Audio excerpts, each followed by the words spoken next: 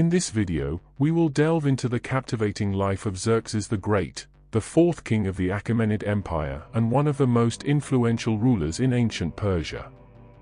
Known as the God King, Xerxes left an indelible mark on history, overseeing some of the most momentous events in Persian antiquity. From the construction of the illustrious Persepolis palace to the ambitious invasion of Greece, Xerxes' reign was marked by grandeur and ambition.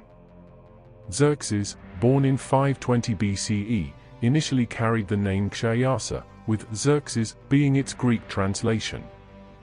His ascension to the throne was unconventional, as he was chosen over his older brother to become the king of Persia due to his mother, Atossa, being of royal blood.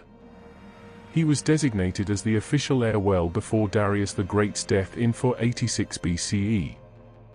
Xerxes' reign commenced with challenges. He had to quell rebellions in Egypt and Babylon, the latter of which saw him melt down the golden statue of Marduk, the patron deity, sparking outrage in the region. Babylon rebelled repeatedly during his rule before he subdued it through a brutal siege. His family life was complex, marked by political maneuvering. Xerxes married Princess Amestris, who would bear him several sons and daughters. According to Herodotus, Xerxes' fondness for women and lack of restraint led to his pursuit of his brother Macist's wife.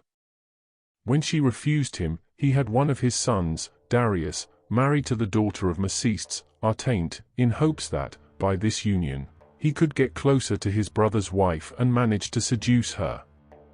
When he saw Achaemenid, however, he desired her more than the mother, and, when he approached her, she agreed to an affair.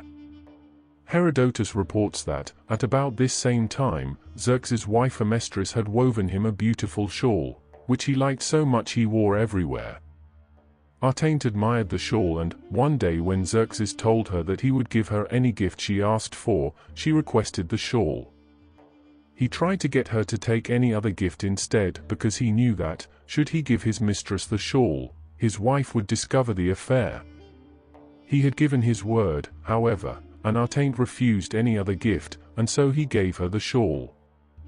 As he feared, Amestris heard that Xerxes' mistress was wearing the shawl and plotted revenge. She decided to focus her energies, not on the mistress, but on Achaemenid's mother, who she blamed for not raising a proper daughter. At the royal banquet known as Tukta, which was held once a year and at which the king granted gifts to his subjects, Amestris asked for Macist's wife to be delivered to her. As with Achaemenid and the shawl, Xerxes pleaded with Amestris to make any other request, but she would not do so. Xerxes then gave his brother's wife to Amestris, who, according to Herodotus, sent for Xerxes' personal guards and with their help mutilated Macist's wife.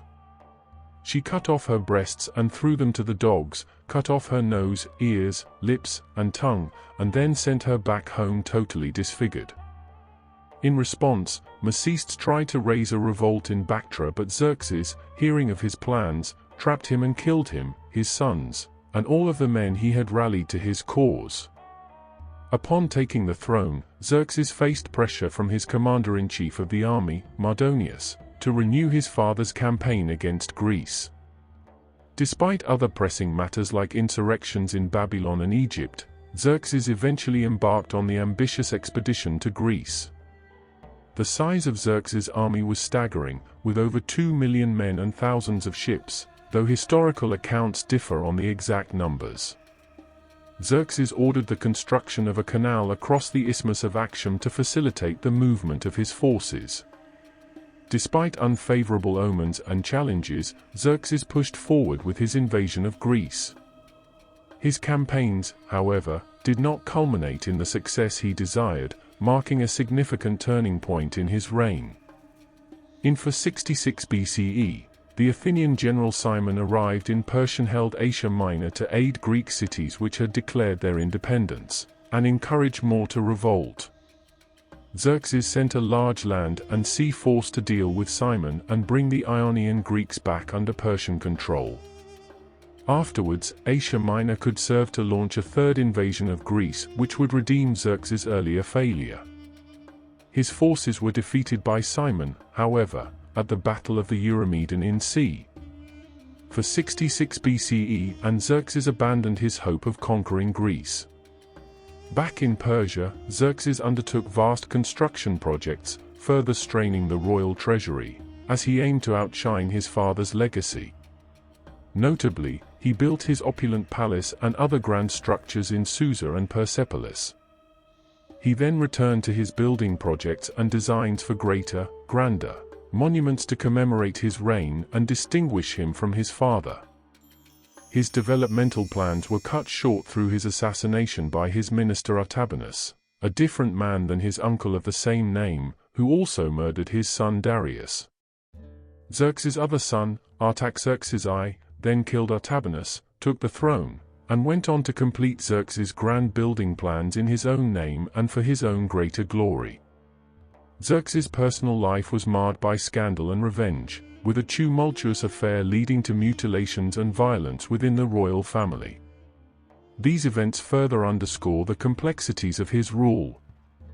Xerxes' reign saw the decline of the Achaemenid Empire, partly due to his lavish spending and taxation. His pursuit of monumental constructions and personal indulgence left a lasting impact on Persian history. Ultimately, Xerxes met a tragic end when he was assassinated by his minister, Artabanus, resulting in a change of leadership and the completion of Xerxes' ambitious building projects by his son, Artaxerxes I. 3 people were involved in Xerxes' assassination in 465 BC. Artabanus, who was commander of the royal bodyguard and the most powerful of Xerxes' officials. His motivation was to make himself ruler, putting his sons in charge as well. Helping him was a powerful eunuch, Aspametras. I have not found anything about his motivation.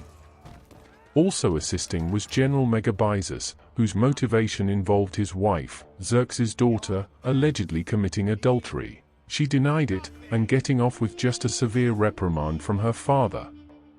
They killed not only Xerxes, but also the next in line, Xerxes' son Darius. Then they put the next in line, Artaxerxes I, on the throne with Artabanus as regent, but Megabyzus had second thoughts and supported Artaxerxes when, after a few months, he stabbed and killed Artabanus. Aspametras was tortured to death by the trough, aka boat, method. If Artabanus had succeeded, the line of Cyrus would have ended, unless he had married one of his sons to one of Cyrus's descendants, as Darius had done when he married Cyrus's daughter, Atossa, who was Xerxes' mother. Instead, the line continued until Alexander the Great took Persia. If you like my videos, I would request you to subscribe to my channel for more such interesting content. Thank you for watching.